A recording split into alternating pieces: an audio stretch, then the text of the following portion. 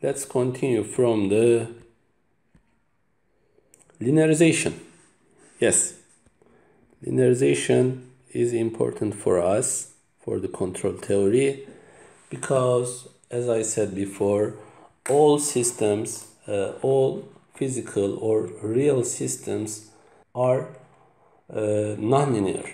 But in the control theory, we should get the linear mathematical model of the system to design a controller. Okay. To do this, we have to know linearization. We will use Taylor series. It's a generic method. Yes. Taylor series may be used to expand a nonlinear function f of xt about a reference or operating value x0t. An operating value could be the equilibrium point position in a spring mass damper, for example. In an electrical system, a fixed voltage, it can be. In a fluid system, steady state pressure, for example, and so on. So, the function f of xt can be represented in a form in this equation. Ce is derivatives of f of xt with respect to the xt. Okay. CET can be written by using this formula. 1 over IT, I factor, d to power of I, fx0 over dx to power of I. How can we expand this equation? In here we can expand this equation as like that. The Taylor series can be represented by the 2.155 equation. F of xt is equal to f of x0t. x0 means it is the equilibrium point for the system, plus the first derivative of this system at equilibrium point, again it's important, times with the difference between the x minus x equilibrium point, plus 1 over 2 second derivative of the same equation, as you see here, and the power of the difference, as you see, and plus with blah blah, we can give this equation. But we are related only the first two terms for the Taylor series. Okay, what is this? This is an approximation. Okay, you can use, for example, the first three terms. No problem. But a general notation for the linearization, the first two terms only used. F of xt is equal to the first term and the second term. Yes, for example, in here we have a system, motion of a simple pendulum system. How can we get this system mathematical model and linearize of the system? Let's do this now.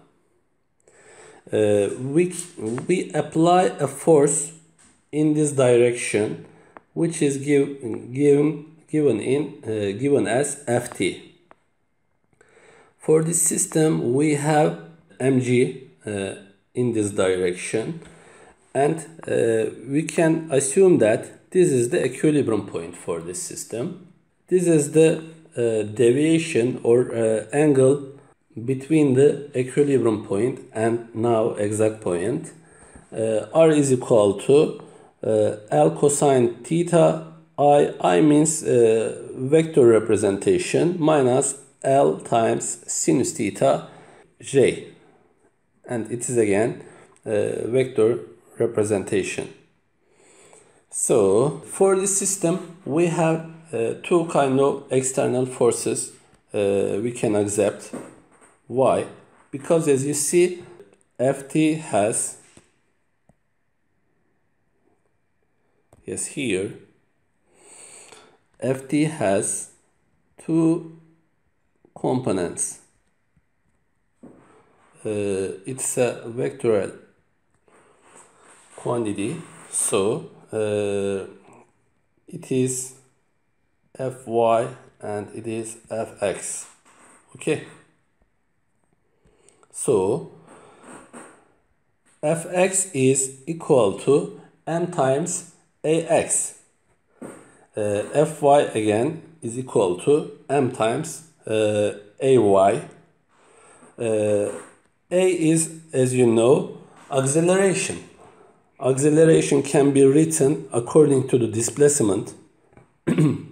Displacement is given with r for this question, and displacement is given in here as like that. Okay, so we can get the a value by differentiate 2 times of this expression. And please remember that this is a vector, so it has two components in here, which is I and j. Okay, you cannot sum or add to each other. So ax can be written as like that. Where it comes from? Here. This is the first part, and this is the second part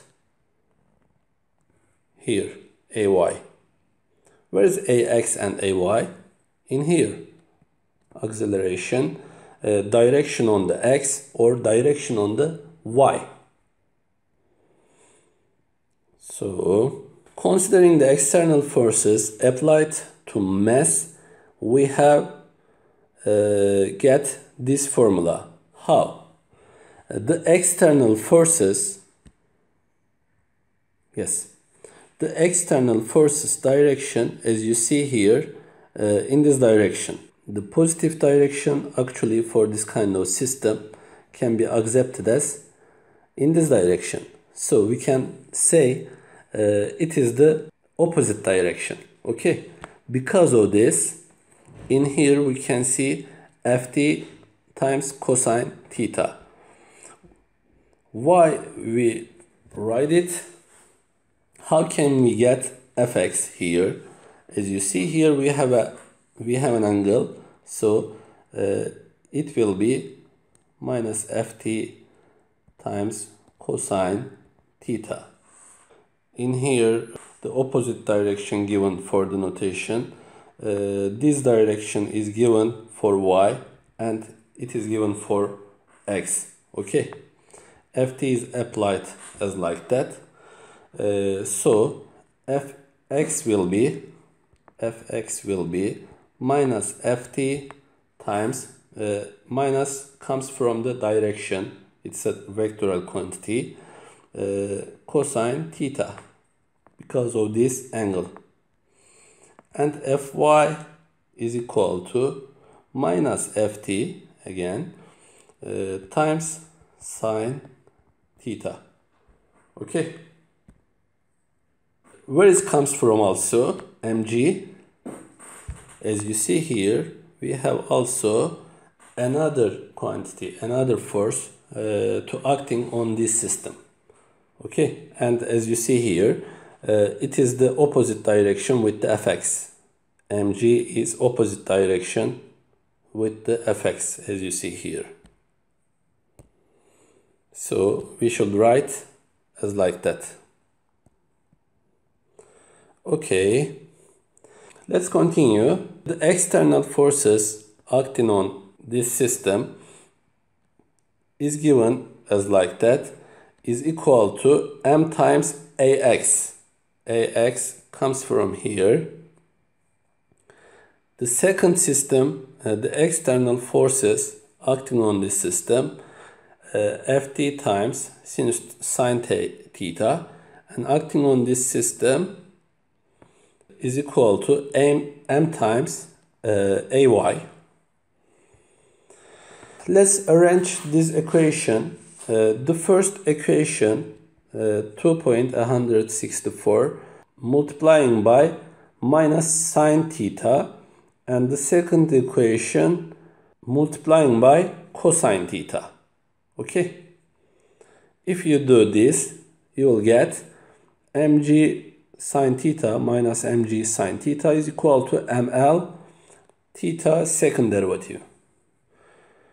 Okay, this is the general trigonometry rules.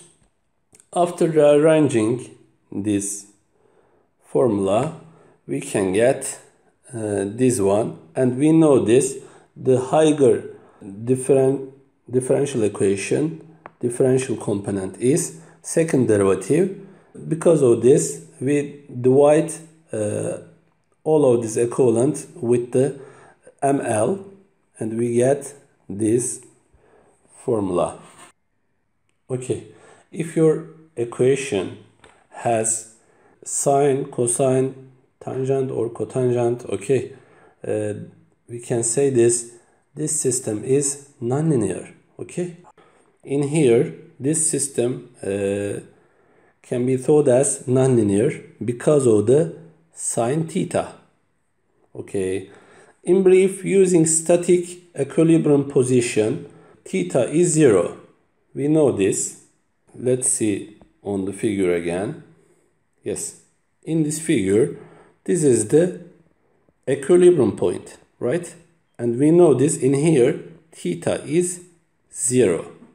So we have to linearize this system at this equilibrium point. And for small motion, the linearization of the system implies this is wrong. It can be sine theta can be approximately accepted as theta. For what? Small motions, the linearization of the system can be accepted as like that. So we can write this equation, the second derivative of the theta plus g over L theta is equal to 0. Okay. Yes, as you see here. And we can get this equation as like that, omega n accepted as square root g over L. But in this example, actually, yes, in this example, we didn't use Taylor series expansion, right? Why? I don't know. We should use Taylor series expansion for this question only. Accept this approximation and then get the linearized model. This is the linear. It is the linear system. So we can do maybe another example for you. Examples. For example, z is equal to xy. Okay. Let's linearize this function according to the equilibrium point range between x is greater than 5 and less than 7. Y is greater than 10 and less than 12. Okay, let's do this example. Find the linear model of this function. Okay, how can we get? As we said before, the Taylor series expansion can be written as f of x, but in here, as you see, we have two variables, so f of x not enough for us. F of x and y is equal to f of x at equilibrium point plus the first derivative of the f of x0, y0. Actually, we should use partial differential because we have to input for this question according to the x times x minus x0 plus differential equation of f x0 and y0 with respect to the times with y minus y0. Okay, this is the Taylor series expansion for this question. So let's select a point, evaluation point or operating point for this system. Maybe it can be operating point selected as x is equal to maybe 6 and y is equal to maybe 11, because in here we can select this number proper to these equations. Okay. So what can we do now? Let's do this question now. Okay, f of x, y is equal to, what is the equivalence? X times y. X times y, but at operating point x0 times y0. Okay, plus partial differential of x0 y0 with respect to the x. What is equivalence? It will be y0 times x minus x0 plus partial differential of function with respect to the y. It will be x0 times y minus y0. Okay, then we can write the operating point in this equation now. We will get 6 times 11 plus, this is the x0 and y0, 11 times x minus 6 plus x0 is 6, y minus 11. Okay, then you will get now f of xy 66 plus 11x minus 66 plus 6y minus 66 again. It will be finally 11x plus 6y minus 66. Okay, we can get the linearized model of the system according to this equilibrium point. Let's evaluate this system now according to some values. For example, in this value range, maybe we can accept x is 5. Okay, x is 5 and y is 10. Maybe we can represent the linearized model as like that. For x is 5 and y is 10, we can find the original function, which is xy, is equal to 50. Okay, what about the linearized model?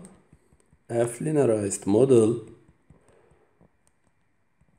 will be equal to 11 times 5 plus 6 times 10 minus 66.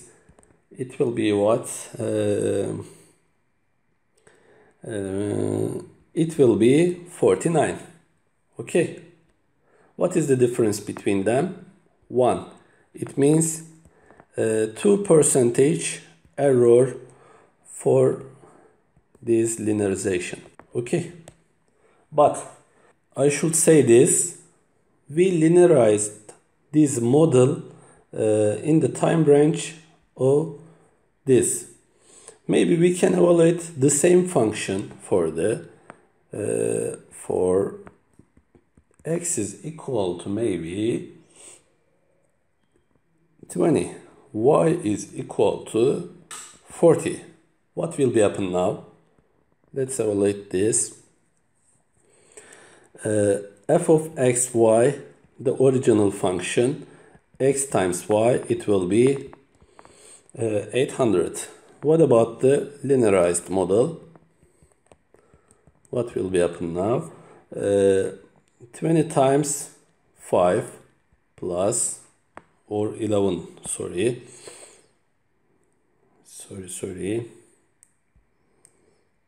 times 11 plus 40 times with 6 minus 66.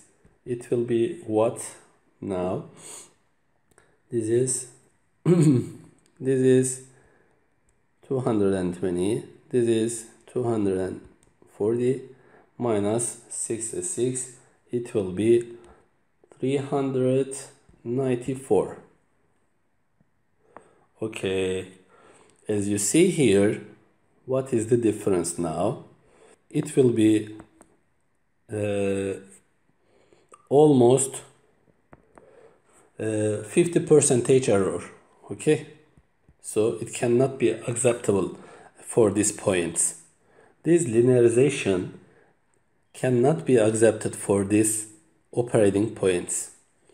So if you do a linearization, first of all, you have to decide which point you will use, you will select. Okay. For this question, we select in this range 6 and 11, and according to this range, we get linearized model as like that. And in this range again, evaluate this function, and we found 2% error. But if you exceed these operating points more, such as x is equal to 20, y is equal to 40, you will get almost 50% error.